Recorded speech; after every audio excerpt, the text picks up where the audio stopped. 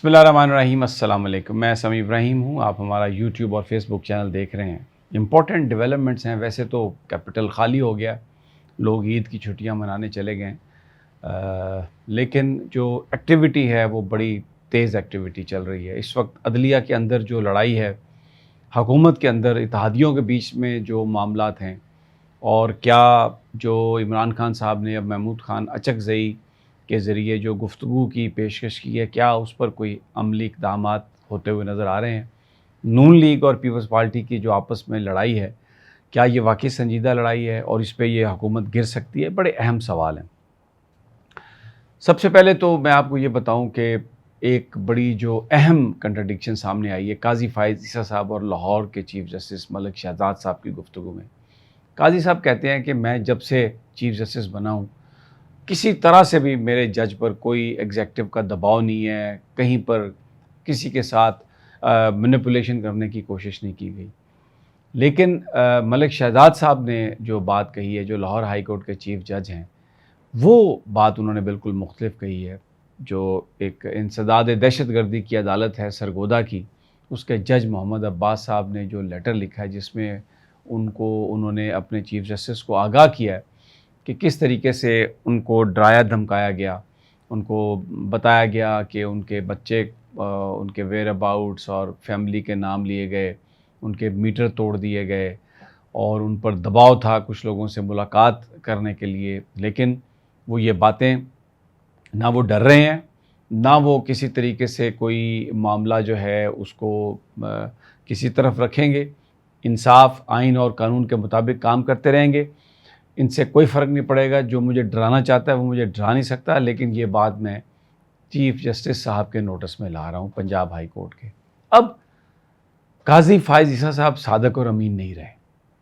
اس کی وجہ یہ ہے کہ انہوں نے ایک تو یہ دعویٰ کیا کہ میرے دور میں کسی نے کوئی شکایت نہیں آئی۔ اب یہ عباس صاحب کی شکایت آ گئی ہے، کوئی نوٹس نہیں لیا قاضی صاحب نے، بلکہ الٹا جو لاہور ہائی کورٹ نے جو 5 حاضر سروس ججز کے الیکشن ٹریبیونلز لگائے، اس کے خلاف جو اپیل ہے الیکشن کمیشن کی، وہ چھٹیوں کے بعد پہلے دن اپنے پاس لگا لی اور ساتھ میں نعیم افغان کو رکھ لیا۔ اب قاضی فائز عیسیٰ صاحب نے اس سے پہلے بھی الیکشن کمیشن کی پٹیشن پر جو آر اوز اور ڈی آر اوز تھے، وہ ایڈمنسٹریشن کے لوگوں کو رکھنے کا جو معاملہ تھا، اس پر سپریم کورٹ نے فیصلہ کیا، اور یہی جو آر اوز اور ڈی آر اوز تھے، انہوں نے فارم 45 میں کو تسلیم نہیں کیا، اور جعلی فارم 47 مبینہ طور پر جاری کر کے الیکشنز پیپلز پارٹی اور نون لیگ اور ایم کیو ایم کو جتوایا اور پی ٹی آئی کو دیوار سے لگوایا۔ اب انہوں نے یہ 2 ممبر بینچ بنا کے عید کے بعد پہلے دن جو اس اپنے پاس رکھ لی ہے، اور جو نظر آ رہا ہے، جو وکلاء کے حلقوں میں جو چیزیں چل رہی ہیں، وہ یہ کہہ رہے ہیں کہ یہ جو ٹریبیونلز بنائے ہیں لاہور ہائی کورٹ نے، اس فیصلے کو سپریم کورٹ سیٹ اسائیڈ کرنے جا رہی ہے۔ کیا ہوتا ہے یہ اسی دن ہی پتہ چلے گا۔ دوسری جانب ہم یہ دیکھ رہے ہیں کہ جو سرکاری وسائل ہیں وہ استعمال کیے جا رہے ہیں وکلاء کو اپنے ساتھ ملانے کے لیے۔ اب ذرا آپ تھوڑا سا دیکھیے کہ بے ایمانی کس لیول کی ہوئی ہے۔ سب سے پہلے وہ لوگ جو اقتدار کے اہل نہیں تھے، جن کو عوام نے ریجیکٹ کیا، ان کو آپ نے حکمران بنا دیا۔ اس کے بعد اسٹیٹ کے سارے وسائل ان کو دے دیے۔ اب 1 ارب روپے کا پیکج اپنے نون لیگی وکلاء کے لیے پنجاب حکومت نے اعلان کیا ہے۔ اعظم نذیر تارڑ صاحب نے، ساتھ میں احسن بھون صاحب کی تعریف ہے، اور پنجاب حکومت کی تعریف ہے کہ جی وکلاء ویلفیئر پیکج۔ کیا ہے یہ ویلفیئر پیکج؟ آپ وکیلوں کو پیسے دے رہے ہیں، اور اس میں آپ دیکھیں بھاولپور ہائی کورٹ بار کو پیسے دیے مریم نواز نے، ملتان کو دیے، اور کو دیے۔ صرف جو لاہور ہائی کورٹ بار ہے، کیونکہ وہاں پر جو جیتنے والے لوگ ہیں، وکلاء نے جن لوگوں کو ووٹ دیے، وہ نون لیگ کے پرو نہیں ہیں، وہ ملک میں حق سچ کی، انصاف کی بات کر رہے ہیں۔ وہ کہہ رہے ہیں کہ آپ غیر قانونی کام جو ہے اس کی ہم اجازت نہیں دیں گے، ان کو وہ پیسے نہیں دیے۔ اور دوسری جانب اعظم نذیر تارڑ صاحب نے، اب یہ ریاست کے وسائل ہیں، پنجاب حکومت یا وفاقی حکومت جو حکومت کی اہل ہی نہیں ہے، آج اگر فارم 45 کے تحت فیصلہ ہو جائے تو یہ حکومت کے اہل نہیں ہے، یہ حکومت نہیں کر سکتے، تو اس کی بنیاد پر انہوں نے صدر بنا لیا، اس کی بنیاد پر انہوں نے سینیٹرز بنا لیے، اس کی بنیاد پر انہوں نے وفاقی حکومت بنا لی، اس کی بنیاد پر پنجاب حکومت بنا لی۔ سارے فنڈز ایلوکیٹ کر لیے, انہی فنڈز کو اپنی حمایت کے لیے استعمال کر رہے ہیں. تو یہ سارا کارخانہ جھوٹ کا کس نے چلایا؟ اور پھر قاضی فائز صاحب, ایک اور بھی بات ہوئی ہے. اب ملک شہزاد صاحب جو ہیں ان کے اوپر بھی بڑی ایک کیمپین ہے, ان کی بیٹی کا شناختی کارڈ, اس کا نمبر, خاندان کی تصاویر, ان کے خلاف ایک ملیشیس کیمپین ان کو بدنام کرنے کے لیے, ان کو ڈرانے کے لیے. لیکن وہ حق سچ کے ساتھ کھڑے ہیں. اور آپ یہ دیکھیں کہ کس تیزی کے ساتھ جوڈیشل کمیشن نے اجلاس کیا جمعے والے دن, اور اب آپ دیکھیے گا کہ جو پہلا ورکنگ ڈے ہے وفاق کا, حکومت کا, یہ نوٹیفیکیشن کریں گے کہ ملک شہزاد صاحب لاہور ہائی کورٹ آ کے, لاہور ہائی کورٹ کو چھوڑ کے اسلام آباد سپریم کورٹ کے جج کے طور پر آ جائیں, کیونکہ انہوں نے پنجاب میں وہ ججز کے ساتھ کھڑے ہوئے, حقوق عوامی جو حقوق ہیں ان کے ساتھ کھڑے ہوئے, عدالتیں جو ہیں وہاں پر ان کو انہوں نے حق اور سچ اور انصاف کے لیے اس میں وہ ججز کے ساتھ کھڑے ہوئے, اور وہ حکومت کی مرضی کی بات نہیں کر رہے, وہ آئین اور قانون کی بات کر رہے ہیں.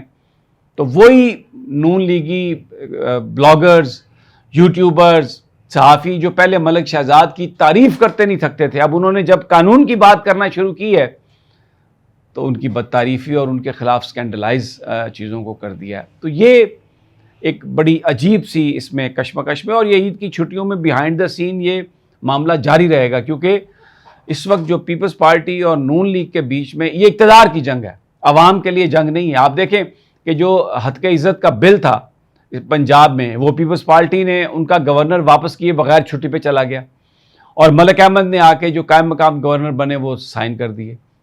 پیپلز پارٹی جو بھی جرائم نون لیگ کی حکومت کر رہی ہے مرکز میں, اس سے اپنے آپ کو علیحدہ نہیں کر سکتی. وہ بھلے حکومت کا حصہ نہیں ہے, لیکن حکومت اس کی بنیاد پر, اس کے ووٹوں کی بنیاد پر قائم ہے. تو یہ لوگوں کو فراڈ نہ کریں, جھوٹ نہ بولیں. اور ابھی بھی کیا کہہ رہے ہیں یوسف رضا گیلانی کہ ہمیں سپیس نہیں دی گئی. پیپلز پارٹی پنجاب میں سپیس مانگ رہی ہے, جو معاہدہ تھا اس پر عمل درآمد نہیں ہوا. یہ نہیں کہہ رہے کہ کوئی حق سچ کی بات نہیں ہو رہی, کوئی قانون کے مطابق کام نہیں ہو رہا, نہیں, ہمارا معاہدہ پورا نہیں کیا, سپیس ہمیں نہیں دی, جو اسامیاں ہمیں دینی ہیں, جو چیزیں ہمیں دینی ہیں وہ نہیں دی. تو جھگڑے کی بنیادی وجہ اپنے مفادات کی جنگ ہے, لوگوں کے مسائل نہیں ہیں. اب اس ساری سے صورتحال میں, کیونکہ محمود خان اچکزئی اس اتحاد کے سربراہ ہیں جس میں پی ٹی آئی بھی شامل ہے, مولانا فضل الرحمان بھی اس میں شامل ہو سکتے ہیں, تو گفتگو کی بات کی ہے عمران خان نے کہ ٹھیک ہے حالات ایسے ہیں, الیکشن کے نتائج جو ہیں وہ نہیں تسلیم کر رہی پی ٹی آئی, اور بھی چیزیں اس پر اثر انداز ہو رہی ہیں. تو انہوں نے کہا کہ جی ٹھیک ہے, سب مل کر بات کریں. محمود خان اچکزئی کو مینڈیٹ دیا, اور اب وہ سیاسی جماعتوں سے گفتگو یعنی حکومتی لوگوں کے ساتھ بات کریں گے. لیٹ سی کیا ہوتا ہے. عمران خان نے پھر کوشش کی ہے کہ کسی طریقے سے اس ملک کے حالات بہتر ہو جائیں, عوام جس چیز سے سفر کر رہے ہیں اس چیز سے ان کی بچت ہو جائے. تو میں انشاءاللہ مزید آپ کو اس حوالے سے ویڈیو میں بتاؤں گا کہ صورتحال کیا ہے, کس حد تک لڑائی بڑھ چکی ہے. اسحاق ڈار کی, شہباز شریف کی, محمد اورنگزیب جو وزیر خزانہ ہیں, اور کس طریقے سے چیزوں کو مینیپولیٹ کیا جا رہا ہے. انشاءاللہ اگلی ویڈیو میں وہ پیش خدمت. اجازت دیجیے, اللہ نگہبان.